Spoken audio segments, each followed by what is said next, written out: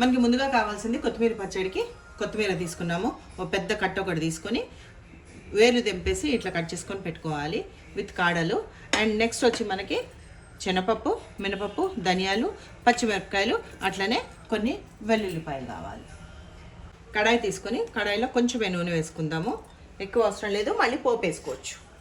అది వేడైనంత వరకు వెయిట్ చేద్దాం. నూనె కొంచెమే వేసుకోవాలండి.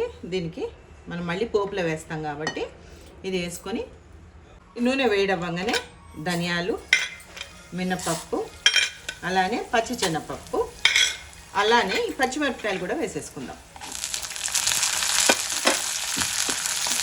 వేసుకున్నాము. పచ్చిమిరపకాయలు చింపకుండా వేసాము, సో పేలే ఛాన్స్ ఉంది కాబట్టి మూత పెట్టేస్తుంది 1 నిమిషం పాటు. మధ్యలో ఒకసారి మూత తీసుకొని కలిపేసుకుందాం. మూత తీసేసుకొని మంచిగా ఫ్రై అయిపోయినాయి. ఇప్పుడు దీంట్లో కొత్తిమీర వేసేసుకుందాం.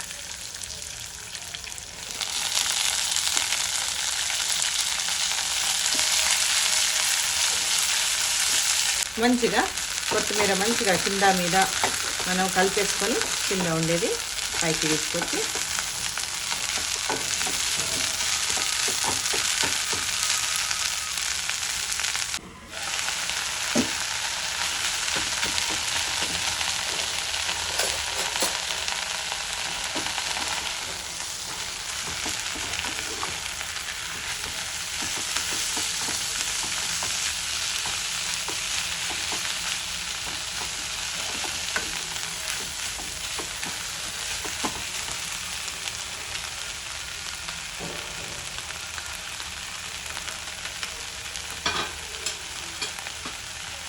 దీంట్లోనే కొన్ని వెల్లుల్లిపాయలు, అట్లానే కొంచెం చింతపండు రెమ్మలు వేసేసి మూత పెట్టి ఒక 2-3 నిమిషాలు మగ్గనిద్దాం. ఒకసారి మూత తీసి మళ్ళీ కలబెట్టుకుంటే మంచి అరోమా వస్తుంది మనకి కొత్తిమీరది. ఇప్పుడు కొత్తిమీర మనము చల్లార్చినాక గ్రైండ్ చేసేసుకోవడం. స్టవ్ ఆఫ్ చేసి చల్లారిద్దాం. చల్లారినాక ఇదంతా తీసి మనం ఇట్లా ఒక మిక్సీ జార్లో వేసేసుకుందాం.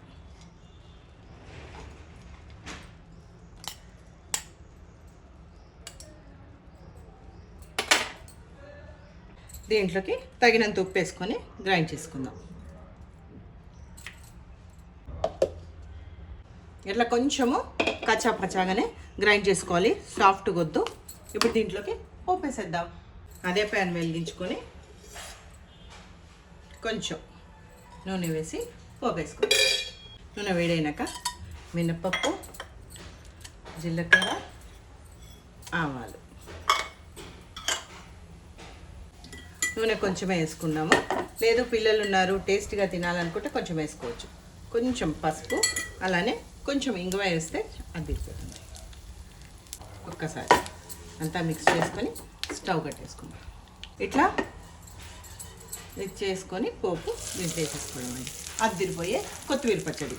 ఇష్టం ఉండేటోళ్ళు పచ్చిమిరపకాయలతో చేసుకోవచ్చు, లేకపోతే ఎండుమిరపకాయలతో కూడా చేసుకోవచ్చు. ఇది 1 వీక్ 10 days చాలా అంటే చాలా బాగుంటుంది. అన్నంలోకి కానీ టిఫిన్స్లోకి కానీ చాలా బాగుంటుంది.